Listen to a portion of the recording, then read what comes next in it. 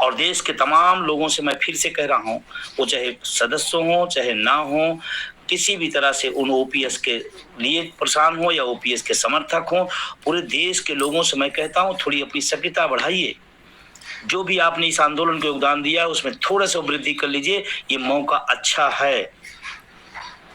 और महाराष्ट्र, हरियाणा जो अभी निकट और जल्दी चुनाव होने वाले हैं, उन राज्यों के साथियों से मैं स्पेशली कहना चाहता हूं, ये सरकार से वोट की चोट सुनती है। उत्तर प्रदेश के अंदर लोकसभा में वोट की चोट पड़ी और यहाँ 28 मार्च 2005 के पहले को सौगात मिली। मामला बहुत पहले का था, आज का नहीं है। डेढ़ साल से चीफ सेक्रेटरी के यहाँ फाइल पड़ी थी, लेकिन कब मिला? जब वोट की चोट मिली। तो मैं तमाम साथियों से भी निवेदन करना चाहता हूं, या जहां भी चुनाव है, मैं इसलिए नहीं कि किसी पार्टी का विरोधी हूं, लेकिन जो हमारे मुद्दे के खिलाफ में है, मैंने पहले भी कहा, उसके खिलाफ हैं। और आपके पास एक हथियार वोट का होता है। आप वोट की चोट से एहसास कराते हैं कि ये सरकार गलत राह पे है, ये सरकार इस मुद्दे पे गलत राह पे है। वही आप पास ताकत होती है, उसी ताकत से आप अपना हक की बात आवाज उठाते हैं। उत्तर प्रदेश के अंदर चुनाव होने जा रहे हैं, उपचुनाव होने जा रहे हैं। उत्तर प्रदेश के साथियों से मैं कहना चाहता हूं, एक झटका दिया, एक झटका और दे दीजिए। 27 के पहले आप भागीदार हो जाएं। लगिए, डटिए। आप किसी की कहां डकैती नहीं कर रहे हैं, जो संवैधानिक राइट है उसकी बात आप कर रहे हैं। तगाजा है वक्त का कि तूफान से जूझो, कहां तक चलोगे किनारे किनारे। आज लड़ो, कल लड़ो। आज मौसम अच्छा है लड़ने का। दिल्ली और लखनऊ के बीच का जो समीकरण चल रहा है, मजबूती से आगे आइए। वर्तमान में न्याय अन्याय, धर्म अधर्म क्या है उसका कोई मतलब नहीं है। राजनीतिक परिस्थितियां क्रिएट करिए, अपने हक को लीजिए। मैं कह रहा हूं, तो जिम्मेदारी से कह रहा हूं, इस देश में अब न्याय अन्याय की कोई बात नहीं हो पा रही है। अगर आगे होता, धर्म अधर्म की बात होती, न्याय अन्याय की बात होती, तो इस देश के अर्धसैनिक बलों को सबसे पहले पुरानी पेंशन मिलनी चाहिए। देश के राजनेता ले रहे, कौन सा धर्म है, कौन सी नैतिकता है, कौन सा न्याय है, कोई बताए। इसमें जितने लोग हैं एक कमेंट लिखिए आप, क्या आप चाहते हैं कि अर्धसैनिक बलों को पेंशन मिलनी चाहिए? लिखिए आप। हमारे पास तमाम रोज फोन आते हैं देश के अर्धसैनिक बलों के पास कि सर मैं यहाँ बॉर्डर पर हूँ, मैं वहाँ बॉर्डर पर हूँ, सर मैं आपको सुनता रहता हूँ। हम सबको उम्मीद है आपसे, आपके संगठन से, आपके साथियों से। मैंने कहा आप देश की रक्षा करिए, आपके बुढ़ापे की रक्षा की जिम्मेदारी एनएम ओपीएस ने उठाए रखा है। उनको उम्मीदें हैं एनएम ओपीएस से, उनके साथियों से, उनके पदाधिकारियों से। क्या इस देश में अर्धसैनिक बलों को पेंशन न देना कौन सा राष्ट्रवाद है? ये सवाल मैंने एनपीए निजीकरण भारत छोड़ो यात्रा के दौरान भी कहा था। मैं सभी लोगों से निवेदन करना चाहता हूं कि आप जहां भी हैं, जिस राज्य में हैं, जहां भी हैं, जैसे भी हैं, अपनी सक्रियता थोड़ा बढ़ा दीजिए। ये वक्त है। और उत्तर प्रदेश में जो परिस्थितियां चल रही हैं, अगर आपने थोड़ी ताकत लगा दी तो 27 के पहले आपको पेंशन मिल सकती है। उत्तर प्रदेश में जिस दिन पेंशन मिल जाए पूरे देश को मिलेगी। और देश के भी जो हालात हैं, इस संसद के जो गुणागणित हैं, आने वाले समय में उस पर भी ताकत लगानी पड़ेगी, फोकस करना होगा।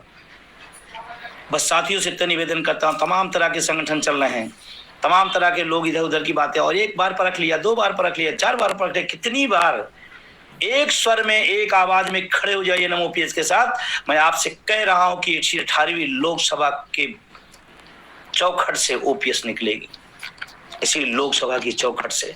बस एक शर्त है कि इधर उधर देखने के बजाय एक सीधी रेखा में एनएम ओपीएस के साथ खड़े, उनके सहयोगी संगठनों के साथ खड़े होइए, आपको इसी चौखट से निकल के आएगी।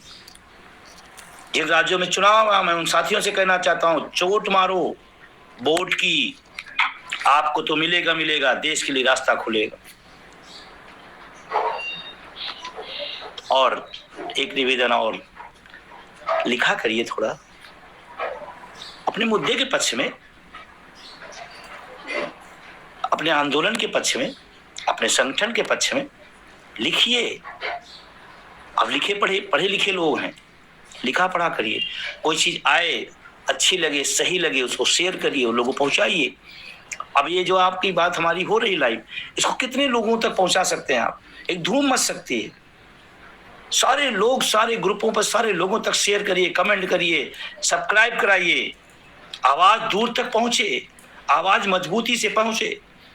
और जहां तक विजय कुमार बंधु का है, आप जिस दिन से देख रहे होंगे, मैं लगातार तमाम संगठन आते हैं मौसमी, कुछ दिन झंडा उठाएंगे चले जाएंगे, कुछ दिन आएंगे झंडा उठाएंगे चले जाएंगे। अटेवाय नमो ओपीएस 24 घंटा 365 दिन इसी आंदोलन के लिए, इसी अभियान में लगा रहता है। और खुशी की बात है, ड्यूटी करते हुए, अपने कर्तव्यों को निभाते हुए अपने राइट को कहता हूं। और मैं अपने साथियों से भी कहना चाहता हूं, अपनी ड्यूटी को आप अच्छे से करें, आप खूबी से करें, क्योंकि ड्यूटी के बाद ही राइट की बात बनती है, अधिकार बनता है। लेकिन मैं एक दो निवेदन करके अपनी बात खत्म करूंगा। तमाम सारे साथियों का कमेंट आ रहा है, इस देश के अंदर लाखों पद खाली पड़े हैं। मैं सरकार से निवेदन करता हूं कि जो लाखों पद खाली हैं और करोड़ों बेरोजगार घूम रहे हैं, ये कैसा दोहरापन है? एमपी एमएलए के पद तो 6 महीने के अंदर भर लिए जाते हैं, तो इन सरकारी पदों के क्यों सालों साल खाली रहते हैं? क्यों खाली रहते हैं? इसका जवाब कौन देगा? मुख्यमंत्री जी देंगे, प्रधानमंत्री जी देंगे, इस देश की प्रदेश की सरकारें देंगी। आपका पद भर उठा है, हमारा खाली है। क्यों भाई? 30 लाख से ज्यादा पद खाली इस देश में, और करोड़ों लोग सड़कों पर रोजगार मांग रहे हैं। अब पद नहीं बढ़ा सकते, पद नहीं क्रिएट करते, जो पद है उसी तो भर लीजिए। और भरने के बाद जब प्रक्रिया शुरू करते हैं तो लीक पर लीक, नौजवानों का भविष्य लीक होगा तो देश का भविष्य लीक होगा। पेपर लीक बहुत बड़ी समस्या है। कल्पना करो, जिन गरीब घरों के बच्चे फीस लेकर के उधार मांग करके फार्म भरते हैं, और जो वो सुनते हैं, मेहनत से परीक्षा देते, सुनते पेपर लीक हो गया, उनके दिल के बारे में थोड़ा सोचिए। अब जब ये बात मैं उठाता हूं तो विजय बंधु कहते हैं आप ये बात क्यों उठा रहे हैं? क्यों नहीं उठाएंगे?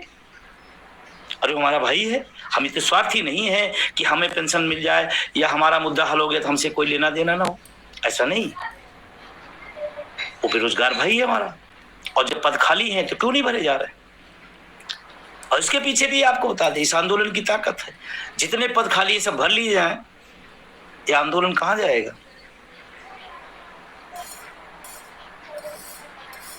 तो आप सब जुड़े, आप सबको बहुत बहुत धन्यवाद, बहुत बहुत शुक्रिया।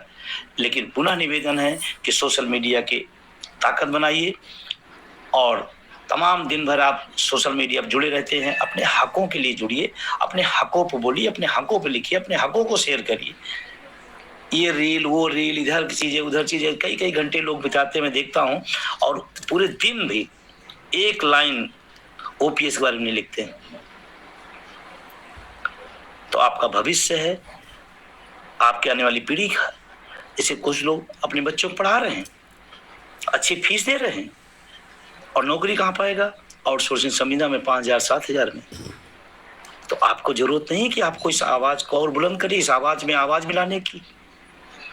आपका बच्चा जब 8,000 रुपए पाएगा तो कौन माता पिता का धर्म, उसके प्रति जो धर्म निभाएगा? चाह कर भी नहीं निभा सकता। आप इतनी सैलरी पाते हैं तो आप अपने माँ बाप को जितनी अपेक्षाएं वो नहीं कर पाते, तो उससे आप कैसे चाह सकते हैं? तो मेरा निवेदन है, इस निजीकरण के जंग में आप साथ दीजिए।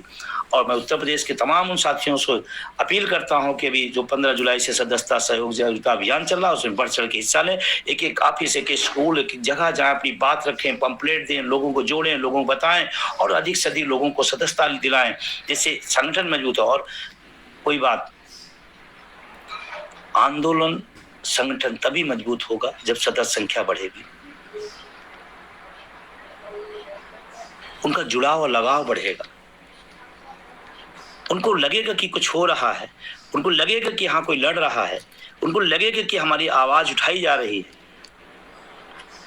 हम मत शक्तियों से भी अपील करते हैं, अपने जहां भी, ये तो किसी कोने में आप जाएं, अडेवाय नमो ओपीएस आपको मिलेगा। तो आप सबने मेरी बात को सुना, समझा, और अगर आपको कहीं से मेरी बात लगेगी गलत है तो आप व्यक्तिगत रूप से मुझे सूचित कर सकते हैं या कह सकते हैं, या कोई सुझाव आप देना चाहते हैं, मैं तो इस पक्ष में रहा हूँ, क्योंकि हम जिस वर्ग का नेतृत्व करते हैं बुद्धिजीवी समाज का, कोई लेमैन नहीं है। किसी के अंदर विचार आ सकता है, किसी के अंदर कुछ हो सकता है। और अभी तो अटेवा ने एक गोंडा में दुर्भाग्यपूर्ण घटना हुई, रेल हादसा हुआ। मैं मृतक के प्रति संवेदना व्यक्त करता हूँ। पूर्ण आत्मा को शांति, मेरे परिवार को संबल मिले। जो पीड़ित हैं अभी भी अस्पतालों में भर्ती हैं, वो जल्दी स्वस्थ हों। मैंने गोंडा में जिला संयोजक को फोन किया, हमने कहा आपको इसमें जाना चाहिए, उनकी मदद करना चाहिए, जो मदद कर सकते हैं, जो सक्षम है आप कर सकते हैं। उनकी पूरी टीम गई, मैं उनको साधुवाद देता हूँ। और हमें इस तरह सामाजिक कामों में हम अपने सिर्फ राइट की बात नहीं करेंगे, हमारी एक जिम्मेदारी एक नागरिक के नाते जो है उसको भी हम निभाएंगे, और निभाया है। कोरोना काल में शिक्षकों कर्मचारियों ने जितना बड़ा सामाजिक काम निकाले, बड़े बड़े एनजीओ नहीं कर पाए। 18 महीने का डीए फ्रीज है, बाकी चुनाव के लिए पैसे हैं। नर्स, डॉक्टर उस दौर में जो परिवार को छूना नहीं चाहते थे, वो लोग उनकी सेवा की, उनका डीए फ्रीज है। उत्तर प्रदेश में भी 29 तारीख से बजट आ रहा है। मैं विपक्ष के लोगों से भी कहना चाहता हूँ, सिर्फ सत्ता से नहीं, लोकतंत्र में जितना काम सत्ता का होता उतना ही, उससे बल्कि ज्यादा काम विपक्ष का होता, जनता की आवाज को उठाने का। आप इन मुद्दों पर, आप बेरोजगारी, भर्ती, निजीकरण, पुरानी पेंशन, ये विपक्ष का काम है। इसको बुलंदी से, ताकत के साथ, तैयारी के साथ उठाया जाए।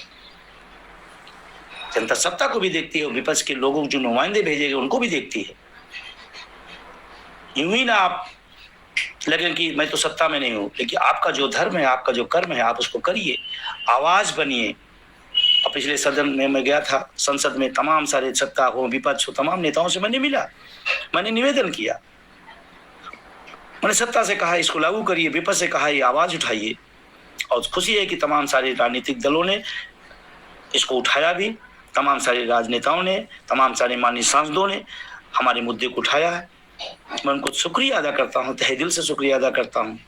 और अभी जो 22 से शुरू हो रहा है, मैं चाहता हूँ, मैं अपील करना चाहता हूँ, क्या इस देश में करोड़ों लोगों का जो विषय हो, क्या सदन में चर्चा नहीं हो सकती? क्या उस विषय पर पक्ष विपक्ष अपनी बात रखे? क्या सरकार उसको सुन नहीं सकती? क्या सरकार उसको चर्चा नहीं करा सकती है? मैं तो सदन से अपील करूंगा कि इस पर चर्चा हो, और चर्चा होने के बाद अगर आपको लगता है कि ये रास्ता गलत है, तो लोकतंत्र में अगर आपने गलती अपनी सुधारी है तो कोई बुराई की बात नहीं है। लोकतंत्र है, जनता की डिमांड है, और एक नहीं हजारों बार, हजारों सरकारों ने हजारों बार हुआ है। तमाम विधेयक वापस आए हैं, तमाम कानून वापस आए हैं, तो इसमें कोई उसकी बात नहीं है। और शासक या जो मुख्यमंत्री होता है, प्रधानमंत्री हो, सरकार होती है, जनता की सेवा के लिए होती है। अगर जनता की इच्छा यही है तो निश्चित रूप से आना चाहिए, वापस आना चाहिए। तो बहुत बहुत शुक्रिया, बहुत बहुत धन्यवाद। और आप इसको खूब ज़्यादा वायरल करें, पहुंचाएं, लोगों तक पहुंचे, और आगे के जो प्रोग्राम तय होंगे उसमें आप बढ़ चढ़ के हिस्सा लेंगे। एक ही चीज़ याद रखना, बार बार गलतियां, बार बार धोखा ना खाइए, एनएमओपीएस के साथ खड़े होइए। इस देश में 110% पुरानी पेंशन बहाल होगी।